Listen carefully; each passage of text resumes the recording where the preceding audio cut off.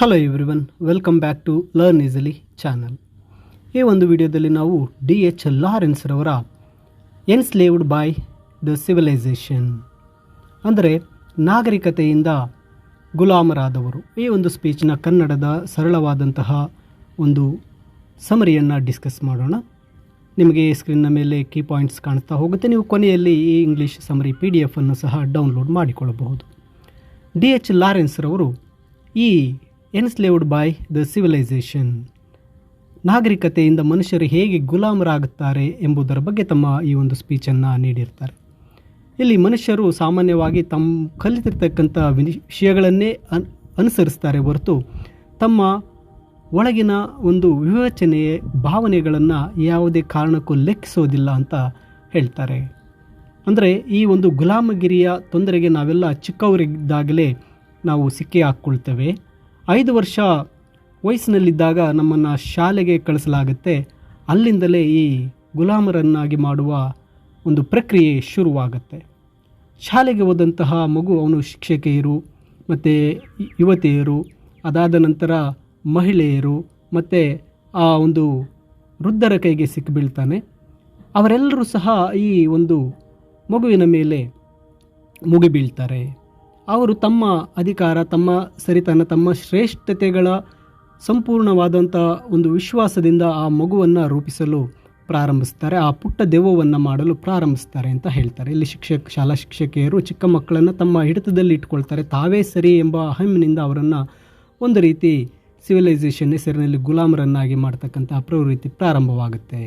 ಶಾಲಾ ಶಿಕ್ಷಕರಿಗೆ ಒಂದು ಮಗುವಿನ ಭವಿಷ್ಯವನ್ನು ರೂಪಿಸುವ ಅಧಿಕಾರವಿದೆ ಎಂದು ಎಲ್ಲರೂ ಸಹ ನಂಬುತ್ತಾರೆ. ಅದನ್ನು ಯಾರು ಸಹ ಪ್ರಶ್ನೆ ಮಾಡೋಕ್ಕೆ ಹೋಗೋದಿಲ್ಲ.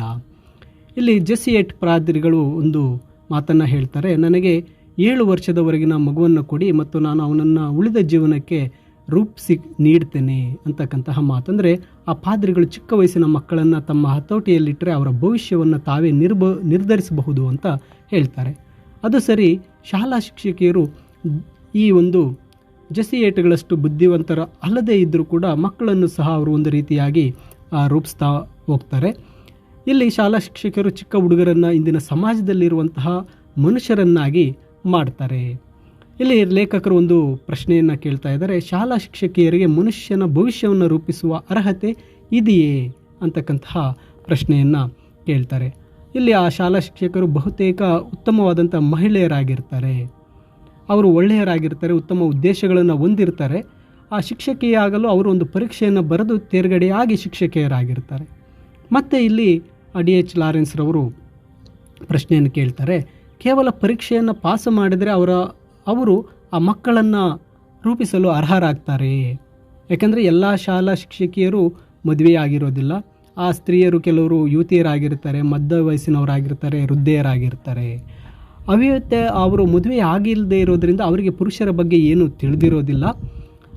ಅವರಿಗೆ ಪುರುಷರ ಬಗ್ಗೆ ಏನಾದರೂ ಗೊತ್ತಿದ್ದರೆ ಅದು ಒಂದು ರೀತಿಯ ಒಂದು ಸೀಕ್ರೆಟ್ ವಿಷಯವಾಗಿರುತ್ತೆ ಅಂತಕ್ಕಂಥದ್ದನ್ನು ಹೇಳ್ತಾರೆ. ಶಾಲಾ ಶಿಕ್ಷಕರಿಗೆ ಅದರಲ್ಲೂ ಸಹ ಒಂದು ವಯಸ್ಸಾಗಿರ್ತಕ್ಕಂಥವರಿಗೆ ಆ ಒಂದು ವ್ಯಕ್ತಿ, ಒಂದು ಪುರುಷನ, ಒಬ್ಬ ಗಂಡಸಿನ ವಿಷಯ ಬೇಡವಾಗಿರುತ್ತೆ. ಇಲ್ಲಿ ಶಾಲಾ ಶಿಕ್ಷಕಿಯರು ಒಂದು ಪುರುಷರನ್ನು ದೊಡ್ಡ ಮಕ್ಕಳಂತೆ ಕಾಣ್ತಾರೆ. ಚಿಕ್ಕಂದಿನಲ್ಲೇ ಆ ಶಿಕ್ಷಕರ ಕೈಯಲ್ಲಿ ಬೆಳೆದವರು ತಾನೇ ದೊಡ್ಡವರಾದ ಮೇಲೆ ಹೇಗೆ ಪುರುಷರಾಗೋದು? ಹಾಗಾಗಿ ಅವರಿಬ್ಬರು ಒಂದೇ ಎನ್ನುವುದು ಲೇಖಕರ ವಾದವಾಗಿರುತ್ತೆ. ಅಂದರೆ ಇಲ್ಲಿ D.H. ಲಾರೆನ್ಸ್ ಅವರು ಹೇಳ್ತಾ ಇರತಕ್ಕಂಥದ್ದು, ಈಗಿನ ಯುವಕರೆಲ್ಲರೂ ಬೆಳೆದ ಒಂದು ಶಿಶುಗಳಾಗಿದ್ದಾರೆ, ಒಂದು ಮಕ್ಕಳಾಗಿದ್ದಾರೆ. ಇಲ್ಲಿ ಆ ಯುವಕರೆಲ್ಲರೂ ಬೆಳೆದ ಶಿಶುಗಳಂತೆ ಇದ್ದರೆ ಅದಕ್ಕೆ ಕಾರಣ ಅವರು ಚಿಕ್ಕ ಒಂದಿನಲ್ಲಿ ಅವರನ್ನು ಸ್ತ್ರೀಯರು ಆಳ್ವಿಕೆಯಲ್ಲೇ ಬಿಟ್ಟಿದ್ದು ಅಂತಕ್ಕಂಥದ್ದನ್ನು ಹೇಳ್ತಾರೆ. ಇಲ್ಲಿ ಮೊದಲು ತಾಯಂದಿರು, ನಂತರ ಶಾಲಾ ಶಿಕ್ಷಕಿಯರು ಮಕ್ಕಳನ್ನು ಬೆಳೆಸ್ತಾರೆ. ಆದರೆ ತಾಯಿಯರು ಶಾಲಾ ಶಿಕ್ಷಕಿಯರ ಮಾತನ್ನು ಬೇಗನೆ ಕೇಳ್ತಾರೆ. ಚಿಕ್ಕ ಮಕ್ಕಳು ಶಾಲೆಯ ಒಂದು ವಯಸ್ಸಾದಂಥ ಶಿಕ್ಷಕಿಯರ ಬಗ್ಗೆ ತಾಯಂದಿರಿಗೆ ಒಂದು ಅಪಾರವಾದಂತಹ ಗೌರವ ಇರುತ್ತೆ. ಶಿಕ್ಷಕರು ಹೇಳುವುದೇ ಅಂತಿಮ, ಅವರನ್ನು ದೇವರಿಂದ ಬಂದವರಂತೆ ಆ ಒಂದು ತಾಯಂದಿರು ಭಾವಿಸ್ತಾರೆ. ಇದು ಒಂದು ರೀತಿಯಲ್ಲಿ ವಿಗ್ರಹ ಆರಾಧನೆ ಇದ್ದಂತೆ. ಇಲ್ಲಿ ಒಳ್ಳೆತನವನ್ನೇ ಒಂದು ವಿಗ್ರಹವಾಗಿ ಪೂಜಿಸಲಾಗುತ್ತೆ. ತಾಯಂದಿರು ಶಿಕ್ಷಕಿಯರನ್ನು ಹೊಗಳ್ತಾರೆ, ಅವರು ತುಂಬ ಒಳ್ಳೆಯವರಂತ ಮಕ್ಕಳಿಗೆ ಹೇಳ್ತಾರೆ. ಇಲ್ಲಿ ತಾಯಂದಿರು ತಮ್ಮ ಮಕ್ಕಳನ್ನು ಶಿಕ್ಷಕಿಯರ ಮಾತನ್ನು ಕೇಳುವಂತೆ ಹೇಳ್ತಾರೆ. ಇಲ್ಲಿ ಕವಿ ಒಬ್ಬ ಹುಡುಗನ ಒಂದು ಉದಾಹರಣೆಯನ್ನು ತಗೊಂಡು ಹೇಳ್ತಾ ಇದ್ದಾರೆ. ಇಲ್ಲಿ ಜಾನಿ ಅಂತಕ್ಕಂತಹ ಒಂದು ಹುಡುಗನನ್ನು ತಗೊಳ್ತಾ ಇದ್ದಾರೆ. ಆ ಜಾನಿಯನ್ನು ಶಾಲೆಯ ಮೊದಲ ದಿನವೇ ಅವನಿಗೆ ಒಂದು ಕಷ್ಟ ಅಂತಕ್ಕಂಥದ್ದು ಶುರುವಾಗುತ್ತೆ. ಅಲ್ಲಿರ್ತಕ್ಕಂಥ ಟೀಚರ್ ಆ ಜಾನಿಯನ್ನು ಮುದ್ದು ಮಾಡ್ತಾರೆ. ಜಾನಿ ಪುಟ್ಟ, ನೀನು ಒಳ್ಳೆಯ ಪುಟ್ಟ ಹುಡುಗರಂತೆ, ಒಳ್ಳೆಯ ಪುಟ್ಟ ಹುಡುಗನಂತೆ ಕುಳಿತುಕೋ, ನೀನು ಒಳ್ಳೆಯ ಹುಡುಗನು ಅಂತೇಳಿ ಅಲ್ಲಿಂದಲೇ ಪ್ರಾರಂಭವಾಗುತ್ತೆ. ಜಾನಿ ಹತ್ತಿರ ಅವನನ್ನು ಸಮಾಧಾನ ಮಾಡಲು ಶಿಕ್ಷಕಿಯರು ತುಂಬ ಟ್ರೈ ಮಾಡ್ತಾರೆ. ಒಳ್ಳೆಯ ಹುಡುಗನಾದರೆ ಆಟಿಕೆ ಕೊಡ್ತೇವೆ ಅಂತ ಆತನಿಗೆ ಆಸೆಯನ್ನು ತೋರಿಸ್ತಾರೆ. ಬರೆಯಲು ಓದಲು ಕಲಿಯುವಂತೆ ಆತನನ್ನು ಪ್ರೇರೇಪಿಸ್ತಾರೆ. ನಂತರ ಆ ಜಾನಿ ನಿಜ ಹೇಳಬೇಕಂದ್ರೆ ಒಳ್ಳೆಯ ಹುಡುಗನಾಗಲು ಮತ್ತು ಆತ ಒಳ್ಳೆಯವನಂತ ಅನಿಸ್ಕೊಳ್ಳಲು ಪ್ರಾರಂಭ ಮಾಡ್ತಾನೆ. ಆದರೆ ಆತನಿಗೆ ನಿಜವಾಗಲೂ ಬರೆಯಲು ಕಲಿಯಲು ಇಷ್ಟ ಇರೋದಿಲ್ಲ ಅಂತಕ್ಕಂಥದ್ದನ್ನು ಆ ಜಾನಿ ಹುಡುಗನ ಉದಾಹರಣೆಯೊಂದಿಗೆ D.H. ಲಾರೆನ್ಸ್ ರವರು ಹೇಳ್ತಾರೆ. ಆ ಜಾನಿಗೆ ಒಳ್ಳೆಯ ಹುಡುಗನಾಗುವುದು ಮತ್ತು ಬರೆಯುವುದು ಇಷ್ಟ ಇಲ್ಲ. ಆದರೆ ಶಿಕ್ಷಕಿಯರು ಅವನನ್ನು ಏನು ಮಾಡ್ತಾರೆ, ಅದಕ್ಕೆ ಒತ್ತಾಯಿಸ್ತಾರೆ. ಆಗ ಜಾನಿ ಅದನ್ನು ಮಾಡೋಕ್ಕೆ ಶುರು ಮಾಡ್ತಾನೆ. ಆ ಜಾನಿಯ ಆ ಶಾಲೆಯ ಒಂದು ಕಲಿಯುವಿಕೆ ಹೇಗಿರುತ್ತೆ ಅಂದರೆ ಒಂದು ರೈಲಿನ ವ್ಯವಸ್ಥೆಯಂತೆ ಅಂತ ಹೇಳ್ತಾರೆ. ಮಕ್ಕಳು ಒಳ್ಳೆಯ ಹಳಿಗಳ ಮೇಲೆ ಸಾಗುವಂತೆ ಕಳಿಸಲಾಗುತ್ತೆ. ಅಂದರೆ ಸಮಾಜದಲ್ಲಿ ಒಳ್ಳೆಯವರನ್ನು ಅನಿಸ್ಕೊಳ್ಳುವಂತೆ ಅವರನ್ನು ಬೆಳೆಸಲಾಗುತ್ತೆ ಅಂತ ಹೇಳ್ತಾರೆ. ಈ ಹಳಿಗಳ ಮೇಲೆ ನಡೀತಕ್ಕಂಥ ಅಭ್ಯಾಸದಲ್ಲಿ ಆತ ದೊಡ್ಡವರಾಗ್ತಾರೆ. ದೊಡ್ಡವರಾದ ಮೇಲೆ ಅವರು ಬೇರೆ ಹಳಿಗಳಿಗೆ ಬದಲಾಗಬಹುದು. ಆದರೆ ಹಳಿಗಳ ಮೇಲೆ ನಡೆಯುವ ಅಭ್ಯಾಸವನ್ನು ಮಾತ್ರ ಆ ಮಕ್ಕಳು ಬಿಡೋದಿಲ್ಲ. ಹಳಿಗಳ ಮೇಲೆ ನಡೆಯುವುದು ಸುಲಭ, ಆದ್ದರಿಂದ ಅವರು ಒಂದು ಚೌಕಟ್ಟಿನಲ್ಲಿ ಗುಲಾಮನಾಗಿ ಬೆಳಿತಾನೆ ಆ ಮಗು ಅಂತ ಹೇಳ್ತಾರೆ. ಮಕ್ಕಳನ್ನು ಚೆನ್ನಾಗಿ ಬೆಳೆಸ್ತಾರೆ ಅಂತ ಎಲ್ಲರೂ ಆ ಶಾಲಾ ಶಿಕ್ಷಕಿಯರನ್ನು ನಂಬ್ತಾರೆ. ಅವರನ್ನು ಯಾರೂ ಪ್ರಶ್ನೆ ಮಾಡೋದಿಲ್ಲ. ಶಿಕ್ಷಕಿಯರು ಜಾನಿಗೆ ಯಾವುದು ಸರಿ ಯಾವುದು ತಪ್ಪು ಎಂದು ತಿಳಿದಿದೆ ಎಂದು ಎಲ್ಲರೂ ಭಾವಿಸ್ತಾರೆ. ಇಲ್ಲಿ ಆ ಒಳ್ಳೆಯ ಹುಡುಗನಾಗುವುದು ಎಂದರೆ ಇತರರಂತೆ ಎಲ್ಲರಂತೆ ಇರೋದು. ಆತ ಸ್ವಂತಿಕೆಯಿಂದ ಒಳ್ಳೆಯವನಾಗೋದಲ್ಲ, ಅಲ್ಲಿರ್ತಕ್ಕಂಥ ಬೇರೆ ಮಕ್ಕಳಂತೆ ಆ ಜಾನಿ ಹುಡುಗ ಏನು ಮಾಡಬೇಕು, ಅವರಂತೆ ಆತ ಆಗಬೇಕು. ಎಲ್ಲರಂತೆ ಒಳ್ಳೆಯ ಹುಡುಗನಾಗುವುದೆಂದರೆ ಗುಲಾಮನಾಗುವುದು ಅಥವಾ ಯಂತ್ರದಂತೆ ಬದುಕುವುದು ಅಂತ ಹೇಳಿ D.H. ಲಾರೆನ್ಸ್ ಅವರು ಹೇಳ್ತಾರೆ. ಇಲ್ಲಿ ಆ ಒಳ್ಳೆಯನಾಗುವ ಒಂದು ಪ್ರಕ್ರಿಯೆಯಲ್ಲಿ ಆ ಜಾನಿ ಏನು ಮಾಡ್ತಾನೆ, ತನ್ನ ಸ್ವಂತಿಕೆಯನ್ನು, ತನ್ನ ವ್ಯಕ್ತಿತ್ವವನ್ನು ಕಳೆದುಕೊಂಡಿರ್ತಾನೆ. ಇನ್ನು ವಯಸ್ಸಾದಂತಹ ವೃದ್ಧ ಶಿಕ್ಷಕಿಯರು ಹುಡುಗರ ವ್ಯಕ್ತಿತ್ವವನ್ನು ನಾಶ ಮಾಡಿ ಅವರನ್ನು ಒಳ್ಳೆಯ ಹುಡುಗರನ್ನಾಗಿ ಮಾಡುವಲ್ಲಿ ಒಂದು ರೀತಿ ತುಂಬ ಟ್ರೈನ್ಡ್ ಆಗಿರ್ತಾರೆ. ಈ ರೀತಿ ಅವರು ಏನು ಮಾಡ್ತಾರೆ, ಆ ಒಂದು ಪ್ರೀತಿಯಿಂದ ಮಾಡುವ ಮಕ್ಕಳನ್ನು ಪ್ರೀತಿಯಿಂದ ಮಾತಾಡಿಸಿ ಅವರನ್ನು ಒಳ್ಳೆಯವರಂತೆ ಮಾರ್ಪಡಿಸ್ತಾರೆ ಅಂತಕ್ಕಂಥದ್ದನ್ನು ಹೇಳ್ತಾರೆ. ಇಲ್ಲಿ ತಾಯಂದಿರು ತಮ್ಮ ಮಕ್ಕಳನ್ನು ಸಹ ಅವರು ಒಳ್ಳೆಯರಾಗಬೇಕೆಂದು ಬಯಸ್ತಾರೆ. ಇಲ್ಲಿ D.H. ಲಾರೆನ್ಸ್ ಅವರು ಹೇಳ್ತಾರೆ, ತಾಯಂದಿರಿಗೆ ಒಂದು ವಿಷಯವನ್ನು ನೆನಪಿಸ್ತಾರೆ. ಒಳ್ಳೆಯ ಹುಡುಗರಾದರೆ ಗಂಡು ಹುಡುಗರ ಜೊತೆ ಅವರು ಬೇಗನೆ ಸೇರಿಕೊಳ್ತಾರೆ ಅಂತಕ್ಕಂಥದ್ದು. ಇಲ್ಲಿ ಒಳ್ಳೆಯ ಹುಡುಗರು ತಾಯಂದಿರು ಮತ್ತು ಶಿಕ್ಷಕಿಯರಿಗೆ ಒಳ್ಳೆಯವರಾಗಿರಬಹುದು, ಆದರೆ ಆ ವ್ಯಕ್ತಿಗಳು ಬೇರೆ ವ್ಯಕ್ತಿಗಳೊಂದಿಗೆ ಬೆರೆಯಲು ಇಷ್ಟಪಡೋದಿಲ್ಲ. ಅವರು ಒಂದು ದುರ್ಬಲ ವ್ಯಕ್ತಿಗರಾಗಿರ್ತಾರೆ ಅಂತ ಹೇಳ್ತಾರೆ. ಇಲ್ಲಿ ಜಾನಿ ಕೆಟ್ಟವನಾಗಬೇಕೆಂದು ಯಾರೂ ಸಹ ಬಯಸೋದಿಲ್ಲ. ಆದರೆ ಜಾನಿ ಯಾವುದೇ ಹಂಗಿಲ್ಲದೆ ಕೇವಲ ಹುಡುಗನಾಗಿರಬೇಕೆಂದು ಬಯಸ್ತಾನೆ. ಆದರೆ ಅದು ಆ ಜಾನಿಗೆ ಸಾಧ್ಯ ಆಗೋದಿಲ್ಲ. ಇಲ್ಲಿ ಒಳ್ಳೆಯ ಶಾಲೆಗಳಲ್ಲಿಯೂ ಸಹ ಮಕ್ಕಳನ್ನು ಒಳ್ಳೆಯವರನ್ನಾಗಿ ಮಾಡುವ ಒಂದು ಒತ್ತಡವಿರುತ್ತೆ. ಮಕ್ಕಳನ್ನು ಒಳ್ಳೆಯವರನ್ನಾಗಿ ಮಾಡಲು ಅವರ ಮೇಲೆ ಒತ್ತಡ ಹೇರಲಾಗುತ್ತೆ. ಅವರು ಒಳ್ಳೆಯವರಾಗಿ ಬೆಳೀತಾರೆ, ಆದರೆ ಅವರು ತಮ್ಮ ವ್ಯಕ್ತಿತ್ವವನ್ನು, ತಮ್ಮ ಪರ್ಸನಾಲಿಟಿಯನ್ನು ಅವರು ಕಳೆದುಕೊಂಡಿರ್ತಾರೆ. ಇಲ್ಲಿ ಖಂಡಿತವಾಗಲೂ ಹೇಳಬೇಕು ಅಂದರೆ ಒಳ್ಳೆತನ ಎಂದರೆ ಎಲ್ಲರಂತೆ ಇರುವುದು, ಸ್ವಂತ ವ್ಯಕ್ತಿತ್ವದಿಂದ ಇರುವುದಲ್ಲ ಅಂತಕ್ಕಂಥದ್ದು. ಆದರೆ ಆ ಮಕ್ಕಳನ್ನು ಒಳ್ಳೆಯವರನ್ನಾಗಿ ಮಾಡಬೇಕು ಅಂತೇಳಿ ಬೇರೆಯವರಂತೆ ಮಾಡ್ತಾರೆ ಹೊರತು ಆ ಮಗುವಿನ ಸ್ವಂತ ವ್ಯಕ್ತಿತ್ವವನ್ನು ಅವರು ಬೆಳೆಸ್ಕೊಳ್ಳೋದಕ್ಕೆ ಬಿಡೋದಿಲ್ಲ ಅಂತಕ್ಕಂಥದ್ದನ್ನು ಹೇಳ್ತಾ ಇದ್ದಾರೆ. ಅಂದರೆ ನೀವು ಒಳ್ಳೆಯವರಾಗಬೇಕು ಮತ್ತು ಇತರರು ಏನು ಭಾವಿಸ್ತಾರೋ ಅದನ್ನೇ ನೀವು ಭಾವಿಸಬೇಕಾಗತ್ತೆ. ನಿಮ್ಮಂತೆ ನೀವು ಇರೋದು ಆಗೋದಿಲ್ಲ. ಇದರಲ್ಲಿ ನೀವು ನಿಮ್ಮ ಭಾವನೆಗಳನ್ನು ಕಳೆದುಕೊಳ್ತೀರಿ ಅಂತಕ್ಕಂಥದ್ದನ್ನು ಹೇಳ್ತಾ ಇದ್ದಾರೆ. ಅಂದರೆ ಬೇರೆಯವರಂತೆ ಆಗಲು ನೀವು ಗುಲಾಮರಾಗ್ತೀರಿ ಅಂತಕ್ಕಂಥದ್ದನ್ನು ಹೇಳ್ತಾ ಇದ್ದಾರೆ. ಇಲ್ಲಿ ಒಬ್ಬ ವ್ಯಕ್ತಿ ಒಳ್ಳೆಯವನಾಗಲು ಬೇರೆಯವರಂತೆ ಇರಲು ಬಯಸಿದಾಗ ಅಥವಾ ಕೇವಲ ಒಂದು ಆರ್ಟಿಫಿಷಿಯಲ್ ಫೀಲಿಂಗ್ಸನ್ನು ಇಟ್ಕೊಂಡಿರ್ತಾನೆ. ತನ್ನ ತಂದೆಯ ತಲೆಮಾರಿನ ಜನರಂತೆ ಇದ್ದರೂ ಸಹ ಅವನು ಸಭ್ಯನಾಗಿರ್ತಾನೆ. ಇಲ್ಲಿ ಈ ಒಂದು D.H. ಲಾರೆನ್ಸ್ ರವರು ಹೇಳ್ತಾರೆ, ನನ್ನ ತಂದೆ ಯಾವುದೇ ಶಾಲೆಯಲ್ಲಿ ಓದಿದವರಲ್ಲ ಅಂತಕ್ಕಂಥದ್ದನ್ನು ಹೇಳ್ತಾರೆ. ಮಿಸ್ ಹೈಟ್ ಲೇಖಕನ ತಂದೆಯನ್ನು ಒಳ್ಳೆಯ ಹುಡುಗನನ್ನಾಗಿ ಮಾಡಲು ಸಾಧ್ಯವಾಗಲಿಲ್ಲ ಅಂತಕ್ಕಂಥದ್ದನ್ನು ಹೇಳ್ತಾರೆ. ಅವರ ತಂದೆಗೆ ಹೆಸರನ್ನು ಸಹ ಬರೆಯಲು ಮಾತ್ರ ಕಲಿಸಿದ್ರು ಅಂತಕ್ಕಂಥದ್ದನ್ನು ಇಲ್ಲಿ ಹೇಳ್ತಾರೆ. ನಂತರ ಇದೇ ರೀತಿ ಆ ದೇಶ ಇರ್ತಕ್ಕಂಥದ್ದು ಆ ಕಾಲದಲ್ಲಿ ದೇಶ ಮುಕ್ತವಾಗಿತ್ತು. ಲೇಖಕನ ತಂದೆ ಹೆಂಗಸರಿಂದ ದೂರವಿದ್ದು ತನ್ನ ಸ್ನೇಹಿತರೊಂದಿಗೆ ತಿರುಗಾಡ್ತಾ ಇದ್ದರು. ಲೇಖಕನ ತಂದೆ ಅಂದರೆ ಆ D.H. ಲಾರೆನ್ಸ್ ರವರ ತಂದೆಯ ಒಂದು ಸದ್ಗುಣ ಚೌಕಟ್ಟನ್ನು ಮೀರಿ ಅವರು ಮುಂದೆ ಹೋಗ್ತಾ ಇರಲಿಲ್ಲ ಅಂತಕ್ಕಂಥದ್ದು. ಆದರೆ ಆ ಲೇಖಕರು ನನ್ನ ಒಂದು ತಲೆಮಾರಿನ ಹುಡುಗರು ಬಂದಾಗ ನಾವು ಶಾಲೆ ಎಂಬ ಒಂದು ಚೌಕಟ್ಟಿನಲ್ಲಿ ಸಿಕ್ಕಾಕ್ಕೊಂಡ್ವಿ ಅಂತಕ್ಕಂಥದ್ದನ್ನು ಹೇಳ್ತಾ ಇದ್ದಾರೆ. ನಮ್ಮನ್ನು ಸಹ 5ನೇ ವಯಸ್ಸಿನಲ್ಲಿ ಆ ಒಂದು ಶಾಲೆಗೆ ಕಳಿಸಲಾಗಿತ್ತು.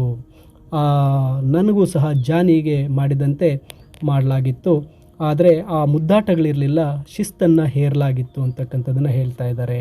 ಇಲ್ಲಿ D.H. ಲಾರೆನ್ಸ್ ರವರು ಮತ್ತು ಅವರ ಸ್ನೇಹಿತರನ್ನು ಈ ಶಾಲೆ ಎಂಬ ಹಳಿಗಳ ಮೇಲೆ ಹೋಗುವಂತೆ ಮಾಡಲಾಗಿತ್ತು ಅಂತಕ್ಕಂಥದ್ದನ್ನು ಹೇಳ್ತಾ ಇದ್ದಾರೆ.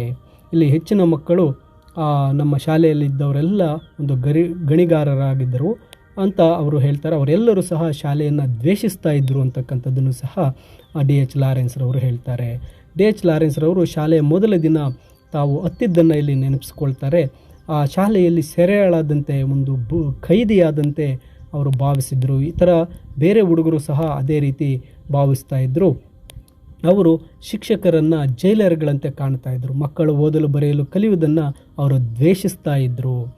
ಆದ್ದರಿಂದ ಈ ಮಕ್ಕಳು ಗಣಿಗೆ ಹೋದ ಮೇಲೆ ಲೆಕ್ಕಗಳನ್ನು ಹೇಗೆ ಮಾಡ್ತಾರೆ ಎಂದು ತೋರಿಸೋದಾಗಿ ಹೇಳ್ಕೊಳ್ತಾ ಇದ್ದರು. ಆ ಶಾಲೆ ಕಟ್ಟುಪಾಡುಗಳಿಂದ ತಪ್ಪಿಸಿಕೊಂಡು ನಾವು ಸ್ವಂತ ನಮ್ಮ ಒಂದು ವ್ಯಕ್ತಿತ್ವದಲ್ಲಿ ಬೆಳೆಯಬೇಕು ಅಂತಕ್ಕಂಥದ್ದು ಆ ಮಕ್ಕಳಲ್ಲಿ ಆಗ ಕಾಣ್ತಾ ಇತ್ತು ಅಂತ ಹೇಳ್ತಾ ಇದ್ದಾರೆ. ಅಲ್ಲಿ D.H. ಲಾರೆನ್ಸ್ ರವರ ಒಬ್ಬ ಶಾಲೆಯ ಮೇಸ್ಟರ್ ಬಿಳಿ ಗಡ್ಡವನ್ನು ಹೊಂದಿದ್ದರು. ಅವರು ತುಂಬ ಕೋಪಿಷ್ಟಿಯಾಗಿದ್ದರು. ಇಲ್ಲಿ D.H. ಲಾರೆನ್ಸ್ ರವರ ತಾಯಿಗೆ ಆ ಒಂದು ಮೇಸ್ಟರ್ ಮೇಲೆ, ಶಿಕ್ಷಕರ ಮೇಲೆ ತುಂಬ ಗೌರವವಿತ್ತು. ಇಲ್ಲಿ ಲಾರೆನ್ಸ್ ರವರು ನನ್ನ ಮೊದಲ ಹೆಸರು ಡೇವಿಡ್ ಎಂದು ಹೇಳಿಕೊಳ್ಳಲಿಲ್ಲ. ಆದರೆ ಅದಕ್ಕೆ ಮೇಸ್ಟರ್ ತುಂಬ ಕೋಪ ಮಾಡಿಕೊಂಡು ಆ ಒಂದು ಲಾರೆನ್ಸ್ರ ಮೇಲೆ ಕೋಪ ಮಾಡಿಕೊಂಡ್ರು. ಡೇವಿಡ್ ಒಂದು ಒಳ್ಳೆಯ ಹೆಸರು ಅಂತ ಹೇಳಿ ಅವರು ವಾದ ಮಾಡಿದ್ರು. ಆ ಮೇಸ್ಟರ್ D.H. ಲಾರೆನ್ಸ್ ರವರನ್ನು ಪ್ರಶ್ನೆ ಮಾಡ್ತಾರೆ, ನಿನಗೆ ಡೇವಿಡ್ ಹೆಸರು ಇಷ್ಟ ಇಲ್ಲವೇ ಅಂತ ಪದೇ ಪದೇ ಕೇಳ್ತಾ ಇದ್ದರು. ಮಾಸ್ಟರ್ ಕೋಪದಿಂದ ಆ ಲೇಖಕರಿಗೆ ಅಂದರೆ ಲಾರೆನ್ಸ್ ರವರಿಗೆ ಹೇಳ್ತಾರೆ, ಆ ಒಂದು ಡೇವಿಡ್ ಹೆಸರು ತುಂಬ ಒಳ್ಳೆಯ ಹೆಸರು, ಅದನ್ನು ಇಷ್ಟಪಡುವಂತೆ ಮಾಡ್ತಾಯಿದ್ರು. ಆದರೆ ಅದನ್ನ ನನ್ನ ಕೈಲಿ ಇಷ್ಟಪಡುವಂತೆ ಮಾಡಲಿಲ್ಲ, ಅವ್ರ ಕೈಯಲ್ಲಿ ಆಗಲಿಲ್ಲ ಅಂತಕ್ಕಂಥದ್ದನ್ನು ಹೇಳ್ತಾರೆ. ಆ ಮಾಸ್ಟರ್ ಡೇವಿಡ್ ಹೆಸರನ್ನು ಇಷ್ಟಪಡಬೇಕೆಂದು ಬಯಸಿದ್ರು. ಬೇರೆ ಕೆಟ್ಟ ಹೆಸರಾಗಿದ್ದರೆ ಒಪ್ಕೊಳ್ಬಹುದಾಗಿತ್ತು. ಆದರೆ ಡೇವಿಡ್ ಒಳ್ಳೆಯ ಹೆಸರಾದ್ದರಿಂದ ಲಾರೆನ್ಸ್ ರವರು ಆ ಹೆಸರನ್ನು ಇಷ್ಟಪಡಲೇಬೇಕಾಯಿತು. ಅಲ್ಲಿ D.H. ಲಾರೆನ್ಸ್ ರವರ ತಂದೆಗೆ ಡೇವಿಡ್ ಮತ್ತು ಡೇವಿಯ ನಡುವಿನ ವ್ಯತ್ಯಾಸ ತಿಳಿದಿರಲಿಲ್ಲ. ಇಲ್ಲಿ ಆ ಮಾಸ್ಟರ್ ಕ್ರಮೇಣ ಎಲ್ಲರನ್ನು ತಮ್ಮ ಹತೋಟಿಗೆ ತೆಗೆದುಕೊಂಡ್ರು. ಆಗಾಗ ಹೊಡಿತಾನೂ ಸಹ ಇದ್ದರು. ಆದರೆ ಹೊಡೆಯುವುದರಿಂದಲ್ಲ, ಮಾಸ್ಟರ್ ನಿರಂತರವಾಗಿ ನಮ್ಮನ್ನು ಒಳ್ಳೆಯವರಂತೆ ನಡೆದುಕೊಳ್ಳಿ ಅಂತೇಳಿ ಮಕ್ಕಳ ಮೇಲೆ ಒತ್ತಡವನ್ನು ಹಾಕ್ತಾ ಬಂದರು. ಆ ಮಾಸ್ಟರ್ ಸರಿ ತಂದೆ ತಾಯಿಯಂದರು ಒಪ್ಪಿಕೊಂಡಂತೆ ಆ ಮಕ್ಕಳು ಚೆನ್ನಾಗಿ ಪಳಗ್ತಾ ಇದ್ದರು. ಇಲ್ಲಿ ಆ D.H. ಲಾರೆನ್ಸ್ ರವರಿನ ಒಂದು ಜನರೇಷನ್ ಮೊದಲ ಬಾರಿಗೆ ಆ ಶಾಲೆಯಲ್ಲಿ ಎಲ್ಲರೂ ಸಹ ಪಳಗಿಸಲ್ಪಟ್ಟರು ಅಂತ ಹೇಳ್ತಾ ಇದ್ದಾರೆ. ಇದರ ಪರಿಣಾಮವಾಗಿ ಏನಾಯಿತು ಅಂದರೆ ಅವರು ಗಣಿಗೆ ಹೋದರು. ಆದರೆ ಗಣಿಯೂ ಸಹ ಮೊದಲಿನಂತೆ ಖುಷಿಯ ತಾಣವಾಗಿರಲಿಲ್ಲ. ಗಣಿಯಲ್ಲೂ ಎಲ್ಲವೂ ಸಹ ಒಂದು ವ್ಯವಸ್ಥಿತ ರೀತಿಯಲ್ಲಿ ನಡೆಯುವಂತೆ ಮಾಡಲಾಗಿತ್ತು. ಗಣಿಯಲ್ಲಿ ಕೆಲಸ ಮಾಡೋರು ಮನುಷ್ಯರಂತೆ ಇರದೆ ಅವರು ಕೇವಲ ಕೆಲಸ ಮಾಡುವ ಯಂತ್ರಗಳಂತೆ ಇದ್ದರು. ಅವರು ಮದುವೆಯಾದರು ಮತ್ತು ಆ ಒಂದು ಲಾರೆನ್ಸ್ ರವರ ತಾಯಿ ಬಯಸಿದಂತೆ ಅವರು ಮದುವೆಯಾದರು ಮತ್ತು ಅವರು ಒಂದು ಒಳ್ಳೆಯ ಗಂಡಂದಿರಾದರು ಅಂತ ಹೇಳ್ತಾ ಇದ್ದಾರೆ. ಆದರೆ ಗಂಡಂದಿರು ಒಳ್ಳೆಯವರಾದ ತಕ್ಷಣ ಹೆಂಡತಿಯರು ಬೇಸರಗೊಂಡರು ಮತ್ತು ಅವರು ಅತೃಪ್ತರಾದರು. ಏಕೆಂದರೆ ಹೆಂಗಸರು ಗಂಡಂದಿರಲ್ಲಿನ ಈ ಒಂದು ಈ ಗುಲಾಮಗಿರಿತನವನ್ನು ಅವರು ನೋಡಿ ಬೇಸರಗೊಂಡರು ಅಂತ ಹೇಳ್ತಾ ಇದ್ದಾರೆ. ಆದರೆ ಕೊನೆಗೆ ಅವರು ಹೇಳಿದ್ರು, ಲಾರೆನ್ಸ್ ರವರ ವಯಸ್ಸು 40 ವರ್ಷ ದಾಟಿದ ನಂತರ ಆ ಗಣಿಗಾರರು ನಿರುದ್ಯೋಗಿಗಳಾಗಿ ಆದರೂ ಅವರು ಏನು ಮಾತನಾಡಲು ಏನು ಮಾಡಲು ಅವರ ಕೈಯಲ್ಲಿ ಆಗಲಿಲ್ಲ ಅಂತ ಹೇಳ್ತಾ ಇದ್ದಾರೆ. ಆದರೆ ಪೊಲೀಸರು ಅವಶ್ಯಕತೆ ಇರಲಿಲ್ಲ. ಆ ಒಂದು D.H. ಲಾರೆನ್ಸ್ ರವರ ಒಂದು ತಲೆಮಾರಿನ ಜನರು ಎಲ್ಲರೂ ಶಾಲೆಯಲ್ಲಿ ಪಳಗಿದ್ದರು. ಅವರು ಆ ಒಂದು ಗುಲಾಮಗಿರಿಗೆ ಸಿಕ್ಕಾಕೊಂಡಿದ್ದರು. ಅವರು ಹೆಂಡತಿಯರು, ಶಿಕ್ಷಕರು ಮತ್ತು ಉದ್ಯೋಗದಾತರ ಹೇಗೆ ಬೇಕೋ ಹಾಗೆ ಆ ಪುರುಷರು ಇರಬೇಕಾಯಿತು. ಇದು ಒಂದು ಇಂಗ್ಲೆಂಡ್ ದೇಶಕ್ಕೆ ಒಂದು ದುರಂತ ಅಂತಕ್ಕಂಥದ್ದನ್ನು ಹೇಳ್ತಾ ಇದ್ದಾರೆ.